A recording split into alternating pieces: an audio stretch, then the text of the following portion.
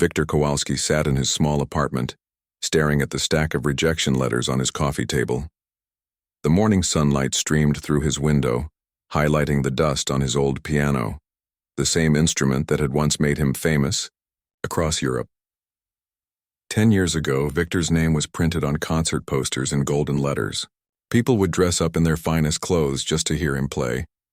Music critics wrote glowing reviews about his performances, calling him a master of the keys and the future of classical piano. Back then, his fingers moved like magic across the piano, creating sounds that made audiences hold their breath in wonder. But that was then. Now, at 35, Victor found himself living in a cramped apartment above a bakery. The smell of fresh bread reminded him every morning of how far he had fallen.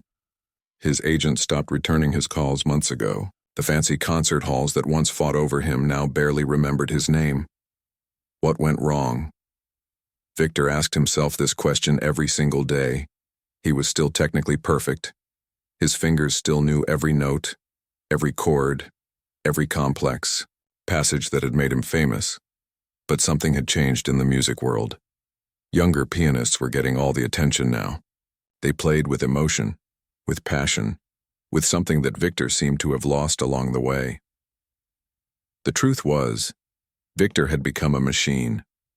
He played every note perfectly, but people stopped feeling anything when they heard him. Music critics began using words like cold and mechanical in their reviews. Audiences started leaving his concerts feeling impressed but not moved. And in the world of classical music, technical skill without heart is like a beautiful painting with no soul. As months passed without any concert bookings, Victor's savings began to disappear. He had to sell his expensive suits, his luxury car, and even some of his awards just to pay rent. The man who once stayed in five-star hotels now worried about buying groceries. But Victor's pride was still intact, and that pride was dangerous. Instead of looking inward and trying to understand what had gone wrong with his music, he started blaming everyone else. He convinced himself that the music world had become too soft, too emotional. He believed that people no longer appreciated true technical excellence. This is when Victor made a decision that would change everything. If the big concert halls wouldn't book him, he would find other places to play. He started visiting local piano bars, jazz clubs, and music lounges around the city. These places were filled with amateur musicians, people who played for fun, not for money. At first, Victor just watched. He sat in dark corners drinking coffee and listening to these amateur players stumble through pieces that he could play with his eyes closed. The more he watched, the more frustrated he became. These people were getting applause for performances that he considered sloppy and unprofessional. One evening at a place called the Blue Note, Victor couldn't take it anymore. A young college student was playing a simple Chopin piece, making several small mistakes along the way. The small crowd was enjoying it, clapping and smiling. Victor stood up, walked to the piano, and asked if he could play something. What happened next was both impressive and cruel. Victor played the same Chopin piece flawlessly, with incredible speed and precision. Every note was perfect, every rhythm exact. When he finished, the room was silent for a moment before breaking into amazed applause. But Victor wasn't satisfied with just playing well. He turned to the college student and said, loud enough for everyone to hear, "That's how it's supposed to sound when you actually know what you're doing." The young student's face turned red with embarrassment. Several people in the audience looked uncomfortable. But Victor felt something he hadn't felt in months: power. For the first time since his career had started falling apart, he felt like he was in control again. This became Victor's new routine. He would show up at different venues around the city, wait for someone to play, and then completely overshadow them with his technical abilities. He developed a cruel habit of making comments that highlighted his opponent's mistakes and his own superiority. Word began to spread through the local music scene about this former concert pianist who was going around crushing amateur players. Some people called him the piano predator. Others whispered about the bitter man who had nothing better to do than make other musicians feel small. Victor loved these nicknames. They made him feel feared and respected, which was better than being ignored. He started making bolder challenges, asking people to name any piece they wanted, and then playing it better than they ever could. He never lost these challenges because his technical skills really were exceptional. But as weeks turned into months, Victor's behavior became worse. He wasn't just showing off his skills anymore. He was actively trying to humiliate people. He would make jokes about other players' amateur mistakes and give unwanted advice in a condescending tone that made people feel stupid. The worst part was how he started targeting specific groups of musicians. Victor developed particularly harsh opinions about female pianists. In his twisted thinking, he began to believe that women were naturally inferior musicians. He would make comments like, "Women play too emotionally," or, "They don't have the strength for the really difficult pieces." These weren't just private thoughts. Victor said these things out loud in public in front of audiences. He seemed to take special pleasure in challenging female musicians and then beating them with his technical prowess. Each victory fed his growing ego and made him more convinced that he was superior to everyone around him. The local music community started to turn against Victor. Many venues asked him not to return. Musicians began warning each other about that arrogant guy who ruins everyone's fun. But Victor interpreted this rejection as jealousy. In his mind, people were just upset because he was showing them how music should really be played. Victor's apartment became his fortress of bitterness. He would practice for hours, not to improve or to find joy in music, but to maintain his technical edge over the amateurs he competed against. His piano playing became even more mechanical and cold, but he was too proud to notice. He started keeping a mental list of his victories, remembering every musician he had defeated and every piece he had played better than someone else. This list became his source of self-worth, replacing the genuine love for music that had originally made him want to become a pianist. By November, Victor had developed a reputation throughout the city's music scene. He was the man who could play anything perfectly, but who had forgotten why music mattered in the first place. He was technically superior to almost everyone he met, but he was also completely alone, surrounded by people who saw him as a bully, rather than a musician. Victor didn't realize it yet, but his desperate search for validation through domination was about to lead him into a challenge that would change everything. His pride and prejudice had built a wall around him, and soon someone would come along who could tear that wall down note by note.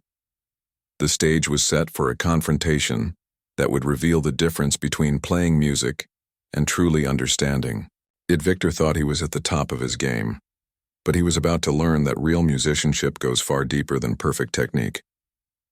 The rain was coming down hard that Thursday evening in November when Victor pushed through the heavy wooden doors of Harmony's piano lounge.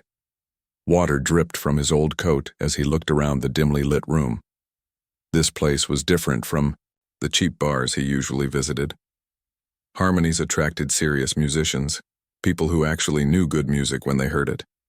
The lounge had a warm, sophisticated atmosphere.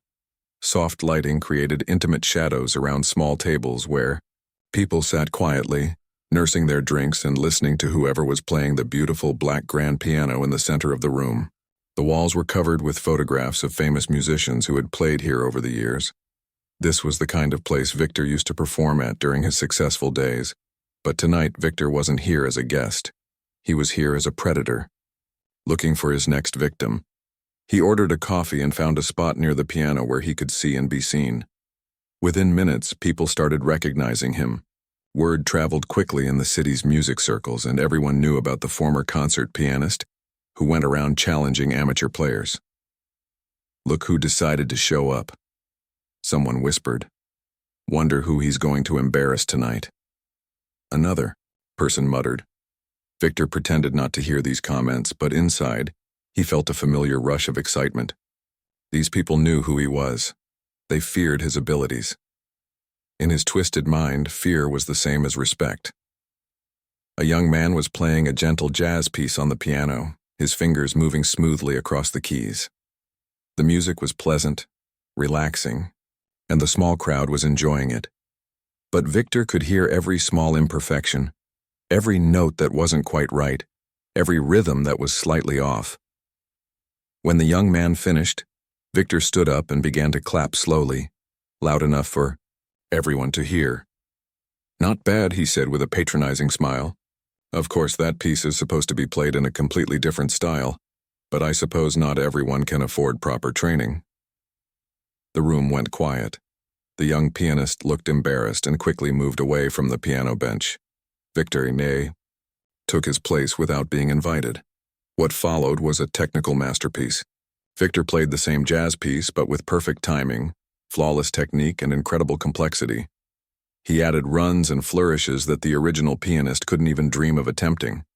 When he finished, the applause was reluctant, but undeniable.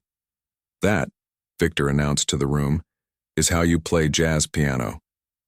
An older gentleman sitting at a corner table shook his head. "You know, Victor, there's more to music than just playing the right notes." Victor turned to face the man, his eyes flashing with anger. "Really? And what would that be?" "Heart," the man replied simply. "Soul, the ability to make people feel something." Victor laughed bitterly. "Feelings are for amateurs who can't master the technical side. Real musicians focus on precision and skill." This started a discussion that would change Victor's fate forever. People in the lounge began talking about what made a great musician. Some agreed with Victor that technical skill was most important. Others argued that emotion and connection with the audience mattered more. During this conversation, someone mentioned a name that Victor had never heard before: Elena Vasquez. "If you want to talk about real piano playing," said a woman sitting near the bar, "you should hear Elena play. She teaches piano lessons across town, but she's incredible." "I've never heard anyone play with such feeling." Victor's ears perked up. A piano teacher? Someone who spent their time with children and beginners instead of performing on real stages. This sounded like easy prey. "A teacher?" Victor said with obvious disdain. "Anyone can teach. The question is, can she actually play?" "Better than anyone I've ever heard," the woman replied firmly. Other people in the room began to nod and share their own stories about Elena. One man said she had helped his daughter fall in love with music. Another person mentioned that she had studied at one of the most prestigious music schools in the country. Someone else said that professional musicians often came to her for advice. With each compliment about Elena, Victor felt his anger growing. How dare these people praise some unknown piano teacher while he, a former concert pianist, was sitting right there? It was insulting. "Where did she study?" Victor asked, trying to keep his voice casual. "Juilliard?" Someone answered. "She was supposed to be the next big thing, but something happened. She gave up performing and became a teacher instead." Juilliard. That got Victor's attention. Only the most talented musicians got accepted there. But if she was so good, why was she teaching instead of performing? There had to be something wrong with her, some weakness he could exploit. "So she couldn't make it as a real performer," Victor said with a cruel smile. "That's why she's stuck, teaching children instead of playing in concert halls." The room became tense. Several people looked angry at Victor's dismissive comment about Elena, but no one said anything directly. Victor could sense their disapproval, but he didn't care. In fact, it encouraged him to be bolder. "I'll tell you what," Victor announced, standing up so everyone could see him. "Bring this Elena person here and I'll show all of you what real piano playing looks like. I don't care what piece she chooses or how much you all think she's wonderful. I guarantee I can play it better than she ever could." The challenge hung in the air like a storm cloud. People exchanged glances, unsure how to respond. Victor's reputation for destroying other musicians was well known, but Elena was beloved in the community. "She's just a teacher," Victor continued, his voice getting louder and more arrogant. "And let me tell you something about female pianists. They're all the same. They play with too much emotion and not enough technique. They think music is about feelings instead of skill. It's pathetic, really." These words created an uncomfortable silence in the room. Victor had crossed a line and everyone knew it. His comments weren't just about Elena anymore. They were insulting every female musician in the city. "Women belong in the audience, not on stage," Victor declared, completely caught up in his own arrogance. "They don't have what it takes to compete with real musicians. This Elena might impress a bunch of music students and their parents, but she wouldn't last 5 minutes against someone with actual talent. An older woman near the piano stood up, her face red with anger. "How dare you talk about Elena like that? You don't even know her." Victor shrugged. "I don't need to know her. I know her type. Soft, emotional, technically weak. Bring her here and I'll prove it to everyone." The tension in the room was thick enough to cut with a knife. Some people looked disgusted by Victor's attitude. Others seemed curious to see if he could back up his boastful claims. A few people quietly took out their phones, perhaps to record what might happen next or to call someone. Victor didn't notice these phone calls. He was too busy enjoying the feeling of being the center of attention. For the first time in months, everyone in the room was focused on him. They might not like what he was saying, but they couldn't ignore him. One of the phone calls was answered. Someone was quietly explaining the situation to Elena, telling her about Victor's challenge and his insulting comments about female musicians. The conversation was brief, but urgent. After hanging up, the person looked around the room and said, simply, "She's coming." Victor felt a surge of excitement mixed with confidence. Finally, he would have a worthy opponent, someone with real training who might actually provide a decent challenge before he inevitably defeated her. He had no doubt about the outcome. His technical skills were superior to almost everyone he had ever met.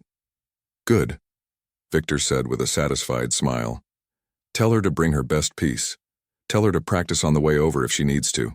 It won't matter. When I'm done showing everyone what real piano playing sounds like, maybe people will finally understand the difference between amateur teaching and professional performance." The room fell quiet as everyone waited.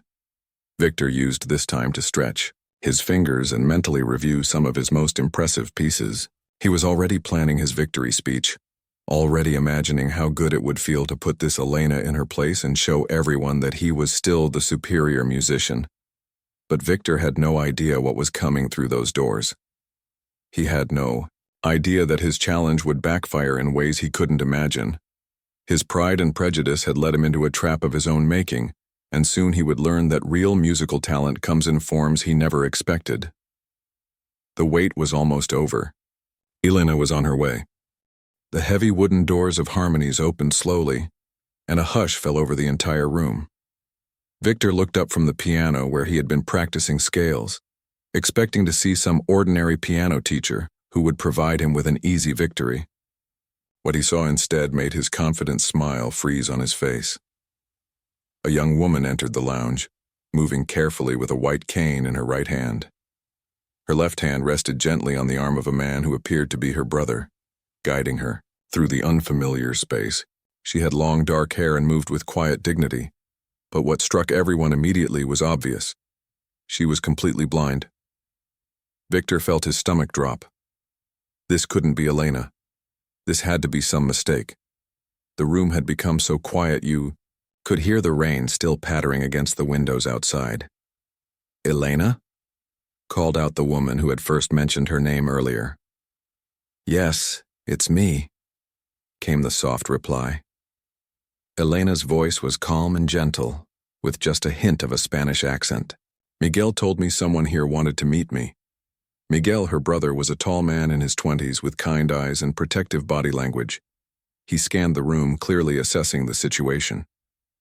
His gaze stopped on Victor, and even from across the room, Victor could feel the disapproval in that look. Victor's mind was racing. This changed everything. He had challenged a blind woman to a piano competition. Even if he won, which he certainly would, he would look like a monster. If he somehow lost, which was impossible, he would be humiliated beyond recovery. There was no good way out of this situation. "I think there's been some misunderstanding," Victor said quickly, standing up from the piano bench. "I was looking for someone else." "Were you looking for Elena Vasquez, the piano teacher?" Miguel asked, his tone neutral but his eyes sharp. "Well, yes. But I didn't realize." Victor gestured vaguely, not wanting to say the words out loud. "That, she's blind?" Elena finished for him, a small smile playing on her lips. "Yes, I am. I have been since I was 20. Is that a problem?" The entire room was watching this exchange with fascination. Victor could feel dozens of eyes on him, waiting to see how he would handle this unexpected situation. His reputation as a ruthless competitor was at stake, but so was his public image. "It's not a problem," Victor said carefully. "It's just that I was expecting a different kind of competition." Elena tilted her head slightly, the way blind people often do when listening carefully. "What kind of competition were you expecting?" Victor realized he was trapped by his own words. Earlier, he had been loud and boastful about challenging Elena. He had made insulting comments about female musicians and declared that he could beat anyone. Now, with Elena standing there, he couldn't take any of it back without looking like a coward. "I heard you were a talented pianist," Victor said, trying to find some middle ground. "I thought maybe we could share some music." "Share music," Elena repeated thoughtfully. "That's an interesting way to put it. From what Miguel told me on the phone, you seemed more interested in proving something." Miguel leaned down and whispered something in Elena's ear. Victor couldn't hear the words, but he saw Elena's expression change slightly. Her smile became more serious, more determined. "My brother tells me you made some comments about female musicians," Elena said, her voice still soft but carrying a new edge. "Something about women not belonging on stage?" Victor felt heat rising in his cheeks. He glanced around the room and saw that several people were now holding up their phones, clearly recording this conversation. Whatever happened next would be captured forever. "I may have spoken too quickly," Victor said, trying to backtrack. "I was just discussing different approaches to music." "Different approaches?" Elena nodded slowly. "I see.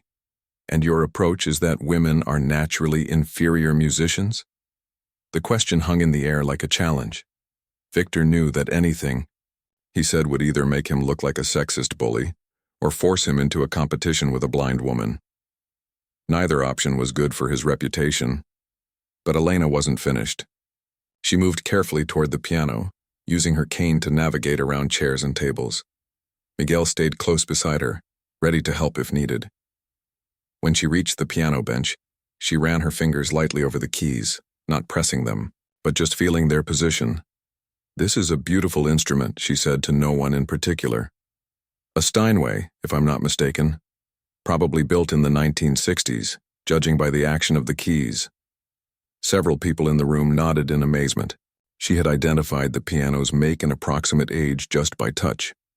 "I understand you believe that technical skill is more important than emotional connection in music," Elena continued, still running her fingers over the keys. "That's an interesting theory. I'd be curious to hear you demonstrate it." Victor realized that Elena was maneuvering him into the competition he had originally wanted. But now the circumstances made him look terrible no matter what happened. If he refused to play, everyone would think he was afraid of a blind woman. If he played and won, he would look like a bully. If he somehow lost, his career would be over. "Look," Victor said desperately. "Maybe this isn't the right time or place for this kind of thing." Elena turned toward his voice, and even though she couldn't see him, her gaze seemed to look right through him. "Mr. Kowalski, isn't it? I've heard about you. You've been going around the city challenging amateur musicians and defeating them with your superior technique." "I wouldn't put it quite like that," Victor mumbled. "How would you put it?" Elena asked. Victor looked around the room for support, but found only hostile or curious faces. He was on his own, trapped by his own arrogance and the impossible situation it had created. "I just think that music education has become too focused on feelings instead of proper technique," Victor said, falling back on his usual arguments. "People need to understand the difference between professional-level playing and amateur efforts." "And you see yourself as the professional in this room?" Elena asked. "Well, yes. I've performed in concert halls across Europe. I've recorded albums. I've studied with the greatest teachers of our time." Elena nodded thoughtfully. "Impressive credentials. And yet, here you are, spending your evenings challenging local musicians instead of performing in those concert halls." The observation hit Victor like a punch to the stomach. Elena had identified his greatest shame and stated it simply, without cruelty, but with devastating accuracy. "The music industry is complicated," Victor said weakly. "Yes, it is," Elena agreed. It requires more than just technical ability. It requires the ability to connect with people, to move them, to make them feel something. That's much more difficult than just playing the right notes. Victor felt his anger returning. This blind piano teacher was lecturing him about music, about connection and feeling. He had devoted his entire life to mastering the piano, and she thought she could teach him something? Easy to say, Victor snapped. Harder to do when you're actually sitting at the piano with people judging every note. Elena smiled again, and this time there was something almost pitying in her expression. Mr. Kowalski, I think you misunderstand something fundamental about music. The piano isn't your enemy to be conquered. The audience isn't there to judge your technique. Music is about communication, about sharing something beautiful with other people. Sharing, Victor repeated mockingly. That's exactly the kind of soft thinking that's ruined classical music. Everything has to be about feelings and sharing instead of excellence and precision. The room had grown completely silent again. Everyone was watching this philosophical battle between two very different approaches to music. On one side was Victor, the technically perfect but emotionally cold former concert pianist. On the other was Elena, the blind teacher who spoke about music like it was a living thing. I have an idea, Elena said suddenly. Instead of debating music theory, why don't we let the music speak for itself? You've challenged me to play, and I accept your challenge. Victor felt a mix of relief and terror. Finally, they would get to the actual competition, where his superior technique would settle this argument once and for all. But the circumstances were so strange, so unexpected, that he couldn't predict how the audience would react. What are the terms? Victor asked, trying to sound professional. Simple, Elena replied. We each play 3 pieces of our choosing. The people here can decide whose approach to music they prefer. Victor nodded, then realized she couldn't see him. Agreed, he said aloud. Excellent, Elena said. Would you like to go first, or shall I? Victor thought quickly. If he went first, he could set the bar incredibly high and put pressure on Elena. If she went first, he could see what she was capable of and then overwhelm her with something even more impressive. I'll go first, Victor decided. Elena moved away from the piano, guided by Miguel, to a chair near the front of the room. Victor took his place at the bench, cracked his knuckles, and prepared to show everyone what real piano playing looked like. But as he looked out at the audience, he noticed something that made him uncomfortable. Nobody looked excited to hear him play.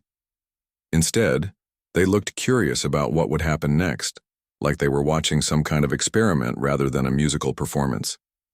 Victor pushed these thoughts aside and placed his hands on the keys. He would let his music do the talking. Victor placed his hands on the piano keys and took a deep breath. The room was completely silent except for the soft sound of rain against the windows. Everyone was watching him, waiting to see what he would do. This was his moment to prove that technical excellence was everything in music. He had chosen Liszt's La Campanella for his first piece, one of the most difficult compositions ever written for piano. It was a piece that separated real pianists from amateurs. The music was full of incredibly fast runs, impossible jumps between keys, and technical challenges that could break even experienced players. Victor's fingers began to move, and immediately, the room filled with the sound of perfect technique. Every note was exactly where it should be. Every rhythm was mathematically precise. His hands flew across the keyboard with machine-like accuracy, hitting notes that most pianists could only dream of playing. The piece was like a musical circus act, full of flashy displays of skill that were designed to amaze audiences. Victor played it flawlessly, his years of practice evident in every passage. When he reached the famous section where the melody jumps around like bells ringing, his fingers moved so fast they were almost a blur. The audience watched with obvious amazement. Several people had their mouths open in shock at what they were witnessing. Even Elena, sitting quietly in her chair, tilted her head with interest as she listened to Victor's technical mastery. When Victor finished, the applause was immediate and strong. People clapped enthusiastically, clearly impressed by what they had just heard.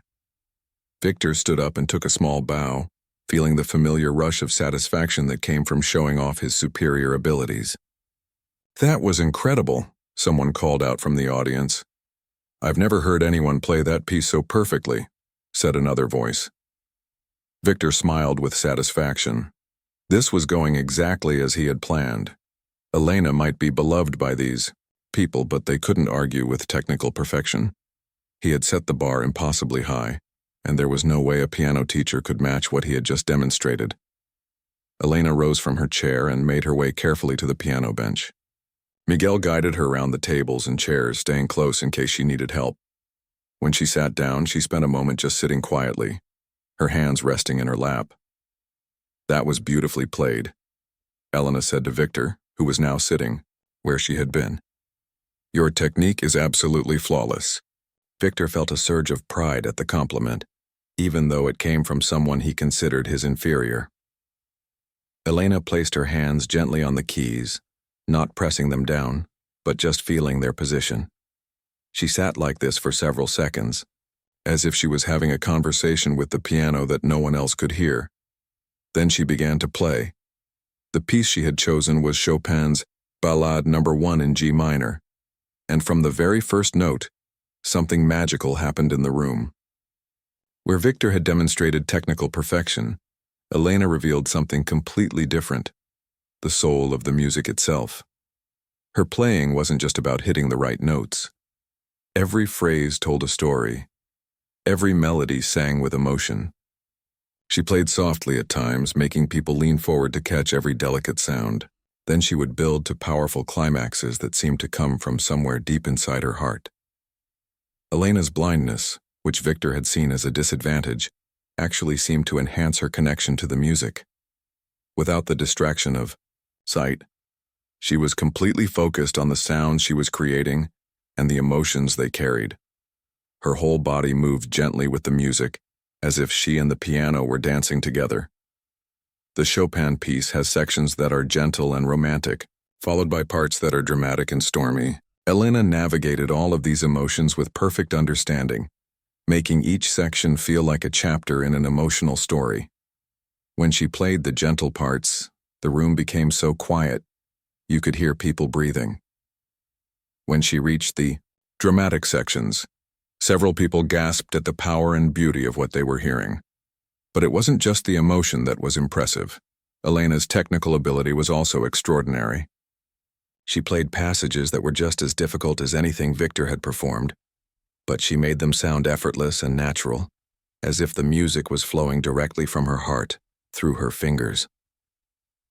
When Elena finished, the silence in the room lasted much longer than it had after Victor's performance. People seemed stunned, as if they had just witnessed something they couldn't quite believe. Finally, the applause began, but it was different from the applause Victor had received. This wasn't just appreciation for technical skill. This was the sound of people who had been deeply moved by what they had heard. Victor felt something he hadn't experienced in years: uncertainty. Elena's performance had been undeniably beautiful, and the audience's reaction was stronger than their response to his perfect technique. But he pushed these doubts aside. He still had 2 more pieces to prove his superiority. For his second performance, Victor chose Rachmaninoff's Piano Concerto No. 2, playing the solo parts with aggressive precision. This piece was known for its emotional depth, but Victor approached it like a technical exercise. He played every note perfectly, demonstrated his ability to handle the complex harmonies, and showed off his powerful technique in the dramatic sections. The performance was flawless from a technical standpoint. Victor's fingers never missed a note, never stumbled over the difficult passages, never wavered in their precision. When he finished, the applause was respectful and appreciative. But Victor noticed something troubling. While people clapped politely, their attention seemed distant. Several audience members were looking toward Elena, as if they were more curious about what she would play next than impressed by what they had just heard. Elena returned to the piano for her second piece, and again she sat quietly for a moment, before beginning. This time she had chosen Bach's Goldberg Variations, a piece that required not just technical skill, but deep musical understanding. Bach's music is like a mathematical puzzle combined with pure emotion. The Goldberg Variations are built on a simple melody that gets transformed into 30 different variations, each one exploring different aspects of that basic theme. It's music that requires both technical precision and profound musical intelligence. Elena played the opening theme with such simple beauty that it seemed to glow in the air. Then, as she moved through the variations, she showed that she understood not just how to play the notes, but what Bach was trying to say with each transformation of his melody. Some variations were playful and light, and Elena made them dance with joy. Others were serious and contemplative, and she played them with deep thoughtfulness. The most technically difficult variations showcased her incredible skill, but she never let the technique overshadow the music's meaning. What was most impressive was how Elena made all 30 variations feel like parts of one continuous story. Each variation connected naturally to the next, building an emotional journey that kept the audience completely engaged from beginning to end. As Elena played, Victor began to feel something he had never experienced before: doubt about his own approach to music. He watched people in the audience, and their faces showed complete absorption in what they were hearing.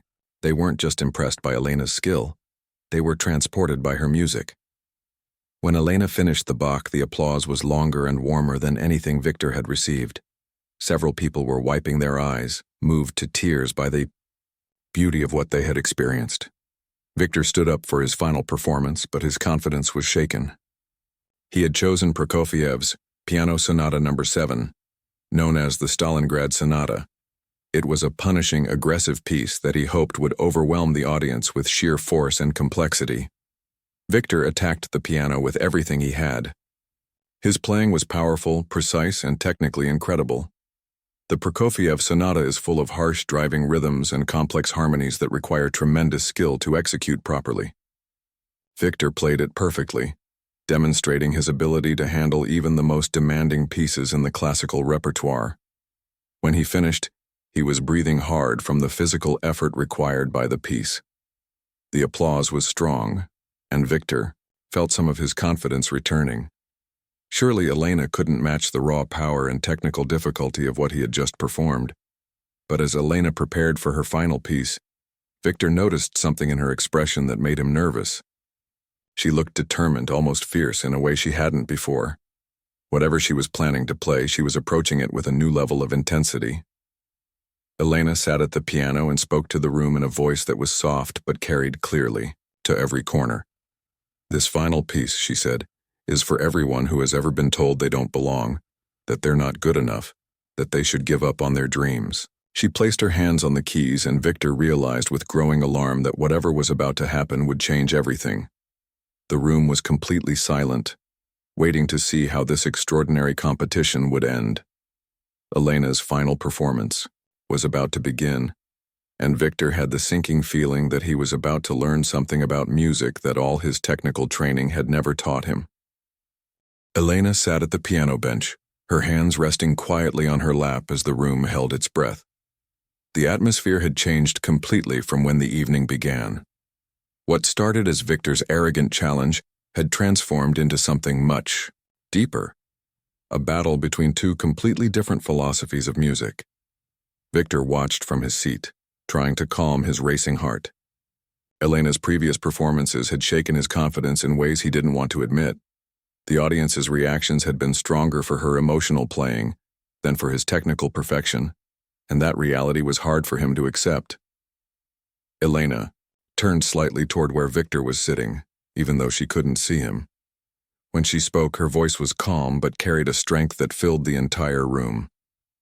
"Mr. Kowalski," she said, "tonight you've told everyone here that women are inferior musicians. You've suggested that emotional connection to music is weakness, and that only technical perfection matters. You've also made it clear that you believe my blindness makes me less capable than other musicians." Victor shifted uncomfortably in his chair. Hearing his own words reflected back to him made them sound much worse than he remembered. "I'd like to address all of those assumptions with this final piece," Elena continued. "But first, I want to make this even more interesting." Elena reached into her small purse and pulled out a black silk scarf. The room buzzed with confused whispers as people tried to understand what she was planning. "Miguel," Elena called to her brother, "would you help me with this?" Miguel approached the piano with a puzzled expression. Elena handed him the scarf and tilted her head back slightly. "I want you to tie this around my eyes," she said loud enough for everyone to hear. The room erupted in surprised murmurs. Someone, near the back, called out, "But you're already blind." Elena smiled at the comment. "Yes, I am. But tonight I want to make a point about what Victor sees as limitations. If being blind is such a disadvantage for a musician, then being even more blind should make it impossible to play well, shouldn't it?" Victor felt his stomach drop as he realized what Elena was doing.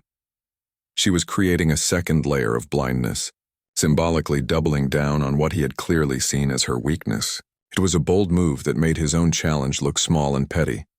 Miguel tied the black scarf carefully around Elena's eyes, creating a blindfold over her already sightless eyes. The visual was powerful, a blind woman making herself even more blind to prove a point about the nature of true musical ability. "This blindfold," Elena announced to the room, "represents every barrier that people try to put in front of musicians who don't fit their narrow definition of what a performer should be. It's for every woman who's been told she's too emotional. It's for every person with a disability who's been told they can't achieve greatness. It's for everyone who's been made to feel like they don't belong." The room was completely silent now. Even Victor found himself leaning forward, despite his anxiety about what was coming next. Elena placed her hands on the piano keys, finding her position entirely by touch and memory. She sat like this for several long seconds, and Victor could see her taking deep breaths, centering herself for whatever piece she had chosen. When she finally began to play, Victor immediately recognized the opening notes and felt his heart sink. Elena had chosen Ravel's Gaspard de la Nuit, specifically the third movement called Scarbo. It was one of the most technically demanding pieces in the entire piano repertoire, a piece that challenged even the world's greatest pianists. But this wasn't just about technical difficulty. Elena's performance of Scarbo was unlike anything Victor had ever heard. The piece tells the story of a mischievous goblin, and Elena made every note paint a vivid picture of this supernatural creature dancing through the night. Her fingers flew across the keys with impossible precision, executing runs and jumps that seemed superhuman in their accuracy. The blindfold, rather than hindering her, seemed to enhance her connection to the music. Without any visual distractions at all, she was purely focused on the sounds she was creating and the story she was telling. Elena swayed gently with the music, her entire body moving in harmony with the rhythms and melodies. Her face showed pure joy and concentration, as if she was having the most wonderful conversation with an old friend. The goblin in Ravel's story came alive under her fingers, playful, mysterious, sometimes frightening, always captivating. The technical passages that would challenge any professional pianist flowed from Elena's hands like they were the most natural thing in the world. She played impossible octave runs, delicate trills, and thunderous climaxes with equal mastery. But more than that, every single note served the musical story she was telling. As Elena played, Victor began to understand something that his years of technical training had never taught him. Music wasn't about conquering the piano or impressing the audience with difficult passages. It was about communication, about sharing something beautiful and meaningful with other people. Elena's blindness, which Victor had seen as a limitation, was actually her strength. Without sight, she had developed an extraordinary connection to sound, to rhythm, to the emotional heart of music itself. Her blindfold tonight wasn't hiding a weakness. It was revealing a superpower. The audience was completely mesmerized. People sat motionless, afraid that any movement might break the spell that Elena was weaving. Several audience members had tears streaming down their faces, moved by the raw beauty and emotion of what they were experiencing. Victor found himself crying too, though he didn't fully understand why. Something deep inside him was breaking apart. All the anger, bitterness, and arrogance that had built up over the years of his failed career. Elena's music was reaching parts of his soul that he had forgotten existed. As Elena built toward the final climax of Scarbo, the entire room seemed to hold its breath. The goblin in the music grew more wild and supernatural, and Elena's playing became even more intense and passionate. Her hands moved with such speed and precision that it seemed impossible for any human to play with such accuracy while blindfolded. The final moments of the piece were absolutely electrifying. Elena brought together all the musical themes in a spectacular conclusion that left everyone in the room stunned. When the last note faded away, the silence seemed to stretch on forever. Then, slowly, someone began to clap. Others joined in, and within seconds the entire room had erupted in the most enthusiastic applause Victor had ever heard. People were jumping to their feet, cheering, wiping away tears, and calling out praise for what they had just witnessed. Elena sat quietly at the piano, breathing heavily from the effort of her performance. Miguel quickly moved to help her remove the blindfold, and when he did, Elena's face was glowing with satisfaction and joy. Victor remained in his seat, unable to move or speak. Everything he thought he knew about music had been turned upside down in the space of one performance. Elena hadn't just defeated him, she had shown him what he had been missing his entire career. As the applause continued, people began approaching Elena to congratulate her and express their amazement at what they had heard. Several people were recording videos with their phones, capturing the moment for posterity. Victor finally stood up, his legs shaky with emotion. He walked slowly to the piano where Elena was accepting congratulations from the crowd. When he reached her, the room gradually became quiet again, everyone curious to see how he would respond to his obvious defeat. "Elena," Victor said, his voice barely above a whisper. I don't know what to say." Elena turned toward his voice, her expression gentle and understanding. "You don't have to say anything, Victor. Music said everything that needed to be said tonight." "I was wrong," Victor continued, his voice getting stronger. "About everything. About women musicians, about what makes music great, about what really matters when you sit at a piano." Elena smiled warmly. "We all have things to learn about music, Victor. It's never too late to start over and find a new way to connect with what you love." The crowd watched this exchange with fascination. Victor, the arrogant pianist who had come to prove his superiority, was being offered kindness and wisdom by the woman he had tried to humiliate. "Would you—" Victor hesitated, then found his courage. "Would you consider teaching me? I think I need to learn how to play music instead of just playing notes." Elena's smile grew even warmer. "I would be honored to help you discover the joy in music again." The room erupted in applause once more, but this time it was different. People were celebrating not just Elena's incredible performance, but also Victor's willingness to admit his mistakes and ask for help. Over the following months, Victor became Elena's most dedicated student. He learned to play with his heart instead of just his hands, and slowly began to rebuild his relationship with music. Elena, meanwhile, was persuaded by the viral videos of that night's performance to return to public performing, inspiring musicians around the world with her story. The night at Harmonies became legendary in the city's music scene, remembered, not just for Elena's extraordinary performance, but for the moment when pride transformed into humility and competition became collaboration. It proved that the most beautiful music comes not from perfect technique, but from the courage to be vulnerable and the wisdom to never stop learning.